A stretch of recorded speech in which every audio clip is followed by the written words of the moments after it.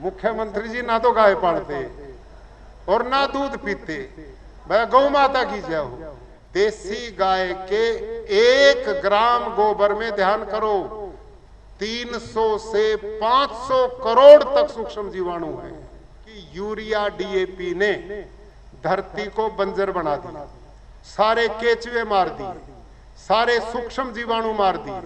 प्राकृतिक खेती में उत्पादन कम नहीं होता, यह मैं गारंटी देता हूं। मैं खुद 200 एकड़ में खेती करता हूं और गुजरात में इस समय 9 लाख किसान प्राकृतिक खेती करते हैं। आंध्र प्रदेश में 10 लाख किसान प्राकृतिक खेती करते हैं। देश की अलग अलग कोणों में करते हैं। प्राकृतिक खेती के मूल सिद्धांत ही बिल्कुल अलग है। जैविक खेती ये नहीं है, ये खेती विशुद्ध सूक्ष्म जीवाणुओं की खेती है। ये खेती केचुए की खेती है, मित्र कीट की खेती है। जंगल में जैसे यूरिया डीएपी की जरूरत नहीं, गोबर की खाद जरूरत नहीं, पानी की जरूरत नहीं, वहां सब कुछ है। यही नियम हमारे खेतों में एक समय के बाद काम करेगा। अब मैं प्राकृतिक खेती के मूल सिद्धांत की ओर बढ़ता हूं। ये क्या है? इसमें हमने जीवाणु पैदा करना धरती में। यहां पर बैठे साइंटिस्ट महानुभाव कहेंगे आप फास्फोरस कहां से लाओगे, पोटास कहां से लाओगे, नाइट्रोजन कहां से लाओगे, ये तत्व कहां से पैदा करोगे? अब मैं बताता हूं कैसे पैदा होंगे। ये जो देसी गाय है ना, बोलो गौ माता की, गौ माता की। ना दूध पिएंगे ना गाय पालेंगे, गौ माता की हो जाएगी। क्यों साहब? मुख्यमंत्री जी ना तो गाय पालते और ना दूध पीते। भाई गौ माता की जय हो। भाई इससे बाहर निकलना पड़ेगा, इससे बाहर निकलो। अब समझो, यहां डॉक्टर बलजीत सारंग जी बैठे, इसी यूनिवर्सिटी के साइंटिस्ट हैं। ये दोनों साइंटिस्ट ये आपके बीच में, डॉक्टर हरिओम जी, इन लोगों को दोनों को मैं बधाई देता हूं। और ऐसे 12 साइंटिस्ट मेरे पास हैं।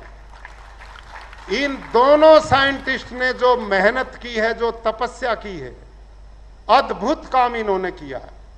मैंने डॉक्टर बलजीत सारंग जी को गधे का, घोड़े का, ऊंट का, बकरी का, भैंस का, देसी गाय का, ऑस्ट्रन फ्रीजन गाय का, जर्सी गाय का, सबके इनके गोबर इकट्ठे करके सुखा के मैंने थैली भरी और उन पर नंबर लगाए 1 से 9 तक।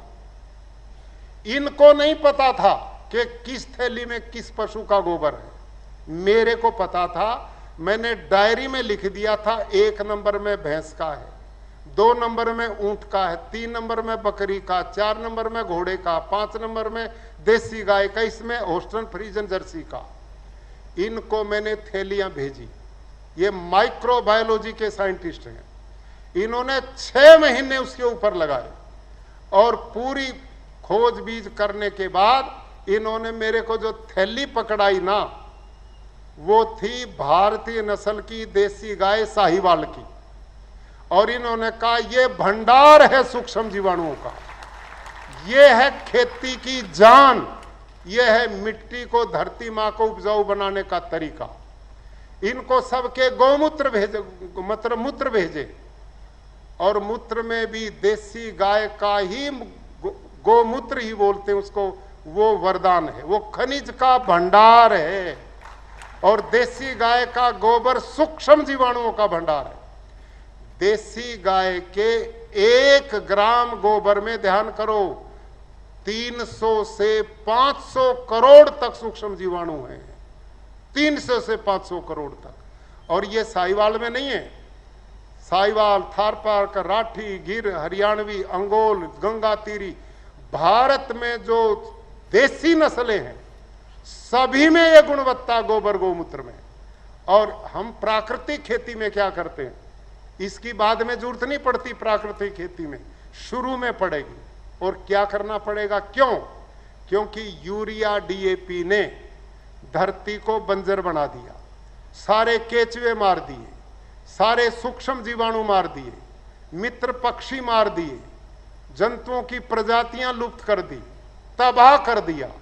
अब उनको दोबारा जिंदा करने के लिए, धरती में उनकी संख्या बढ़ाने के लिए सबसे बढ़िया माध्यम है देसी गौ माता।